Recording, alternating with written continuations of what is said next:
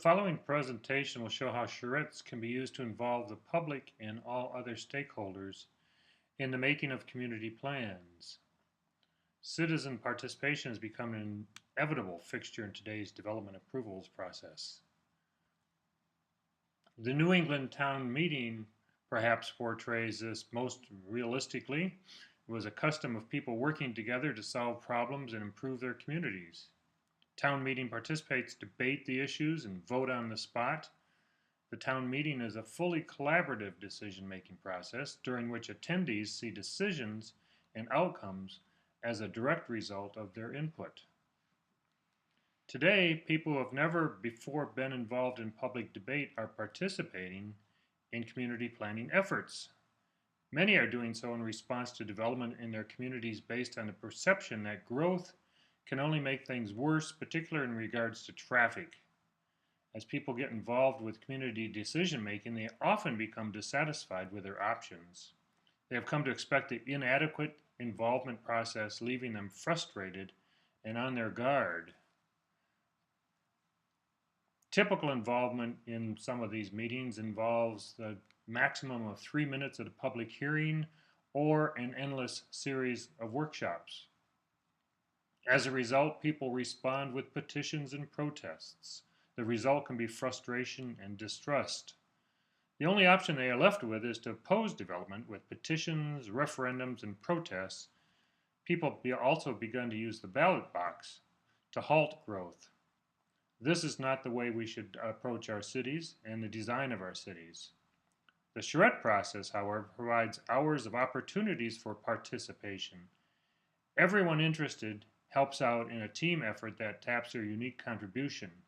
In a charrette, everyone interested helps out, and the professionals provide design and strategic input. Citizens have a very important role to provide local information, feedback, and a critique.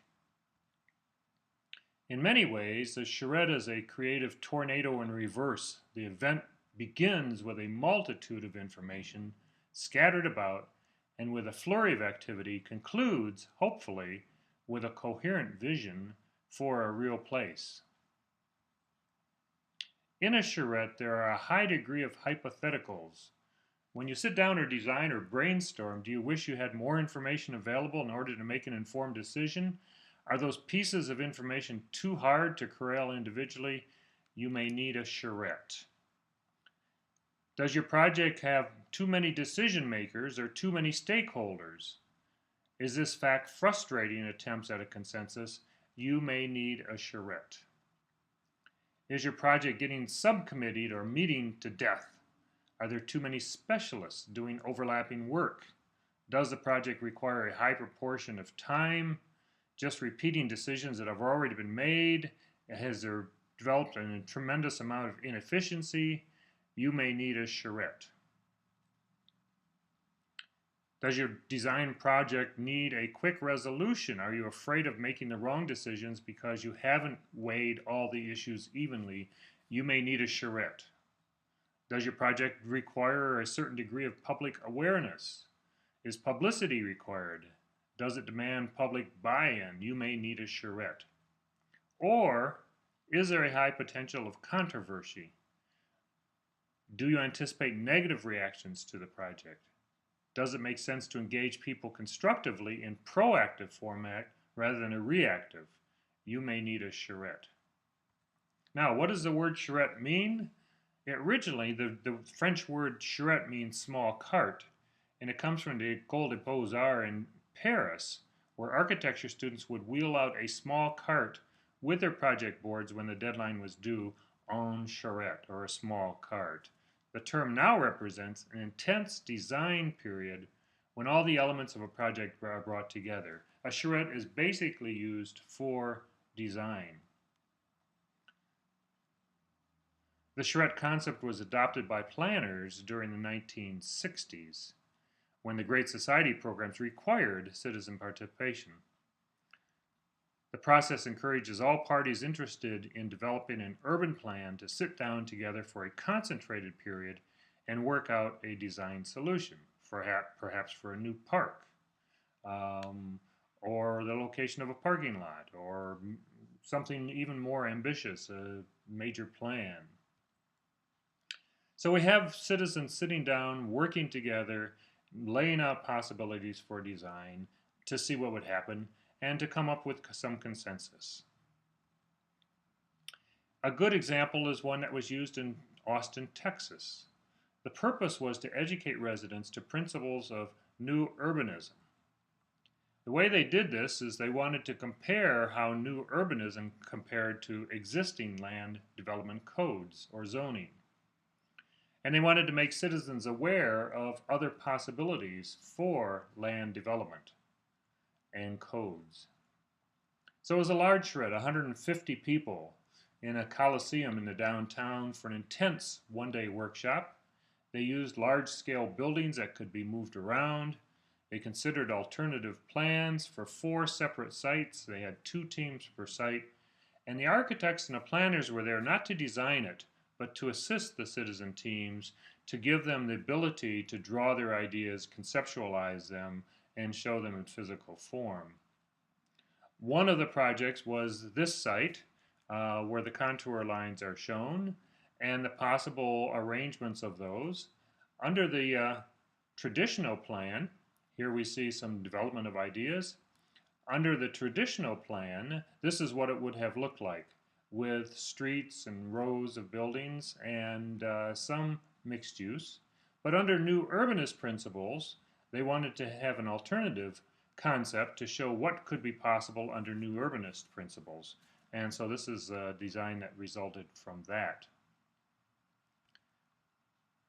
So what happened with the Austin Charrette? The follow-up to the Charrette, the city had a series of focus groups using design professionals. They proposed ways to restructure the land codes based on the recommendations from the Charrette. And they developed what they called a parallel code provision, an alternative way of doing land development for developers who chose it. Developers liked it because it reduced regulatory hurdles and gave them a faster approval process if they followed this scheme. They could do it the traditional way, or they could do it under new urbanist codes. It's just that with the new urbanist codes, the approval would come more quickly. So it provided an incentive.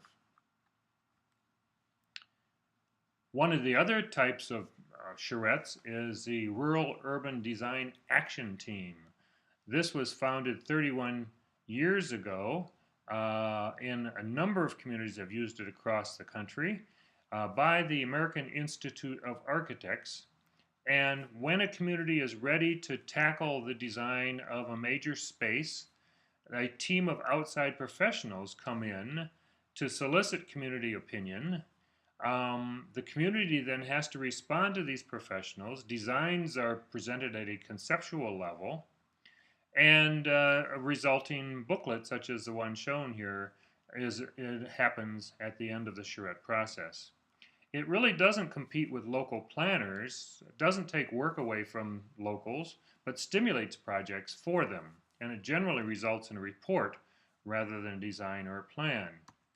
A roulette was taking place in Howell, Michigan, to look at the main square in the downtown. It is not a comprehensive planning process. It is instead an outline of strategies. It gives direction for the community initiatives. Its success is completely determined by the community's interest and commitment. And in Howell, the roulette process was initiated because local leaders realized the city had generated a lot of studies in previous years, and in each instance, the efforts went largely unnoticed by the general populace. So here we are looking at the town square in Howell, and looking especially on the right side at an alley that was in the downtown. Here's a photo showing what the alley looked like behind Grand River Boulevard, and the result of the charrette process suggested that a structure could be put in the alley to tie first of all, to give protection for the alley, make it a finished space, to tie the second levels between the buildings to give more accessible commercial space, and also allow fewer elevators to provide for handicapped usage in the different floors. So it was a successful design, one of the parts of the brochure that became part of the Howell Route Ad. Another example of a charrette is the Ann Arbor Historic District exhibit program. And this was a team of professionals. This was not open to the public, but was limited to design professionals, architects, planners, graphic designers, and landscape people, to come up with ideas on how to show the history of Ann Arbor's significant historic sites on a sidewalk with sidewalk exhibits. As a result of the charrette, one-day charrette, they came up with the idea of what was referred to as glass blades. And these blades would show the historic building on glass in a location where you could see the current building behind it, through it. And so it was a matter of layering history through these glass blades. As we see here, someone reading about and looking at the old building in the location where the new part of town is. So charrettes have many advantages to them. It brings people together to represent all areas of interest. It is participatory. It gives mutual authorship of the plan to all those who participate, so everyone feels like they had a role in it. It wasn't done by outsiders, but by themselves. And the parties work together toward a common goal rather than as adversaries, which is very common in planning. All the parties have a chance to speak up in a common forum. Everyone has a chance to speak their mind. The process is efficient because it's by design, it's short, intense, and it has a product at the end. It gives immediate feedback to planners and other professionals on how the community feels. The professionals can give immediate feedback to laypersons and respond to this, and it tends to be a flexible, fluid process. One example of a student charrette was a design for a historic block in the north side of Ann Arbor, the Exchange Block. Here it shows the surrounding site conditions. This is an old part of downtown, the original commercial area. Location number 1 shows where there's an Amtrak station, so there is a lot of that kind of traffic. There is a river and park system along the river with canoes and a canoe livery. There is expansion of the University of Michigan in the lower left corner from the medical campus.